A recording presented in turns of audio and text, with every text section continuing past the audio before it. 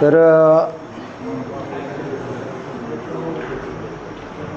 प्रथम मी सगळ्या कार्यकर्त्यांचं मनपूर्वक आभार मानतो. मला बरंचसं टॉर्चर केलं बऱ्याचशा लोकांनी. सोशल मीडियावर किती टॉर्चर केलं हे सगळ्या समाजाला माहीत आहे. बसा कीच आहे. आणि एकमुखानं समाज आम्ही तुमच्या पाठीशी आहे अशा कमेंट करायचा मला समज. माझं ऊर भरून यायचं. मला वाटायचं आता जगून काय उपयोग नाही, पण मरायचं आहे तर फक्त मांग समाजाच्या हितासाठी मरायचं आहे एवढीच भावना माझ्या मनात निर्माण झाली. याचं कारण असं आहे की पूर्वाश्रमीचे महार आणि आताचे बौद्ध झालेली माणसं आहेत.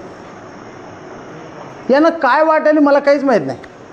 काहीच माहीत नाही. त्यांचा माझा काही संबंध बी नाही.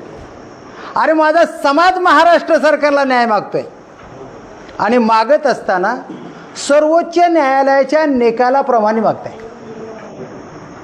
आमचं भांडण महाराष्ट्र सरकारसोबत आहे, देशाच्या केंद्राच्या संसदेसोबत आहे. आम्ही त्यांना शिव्या देतो, तुम्ही आम्हाला शिव्या देतो. काय काम आहे तुमचं?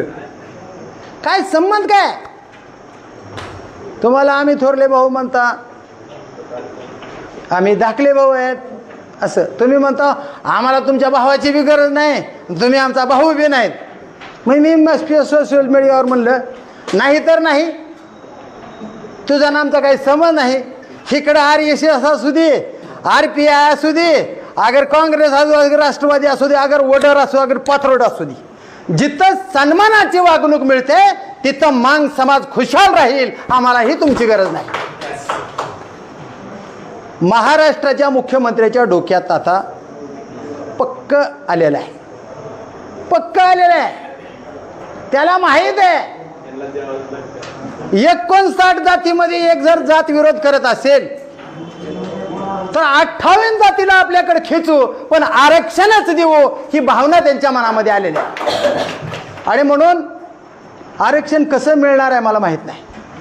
लोकसंख्येच्या प्रमाणावर मिळणार आहे का प्रगती ज्याची झाली त्याचं आरक्षण कमी होणार आहे, आणि ज्याचे प्रगती कमी झालेली आहे त्याला आरक्षणाचा टक्का जास्त देणार आहे?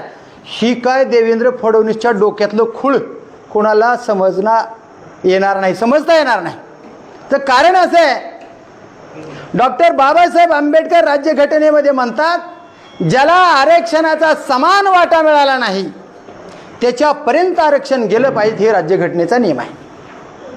आणि तसाच नियम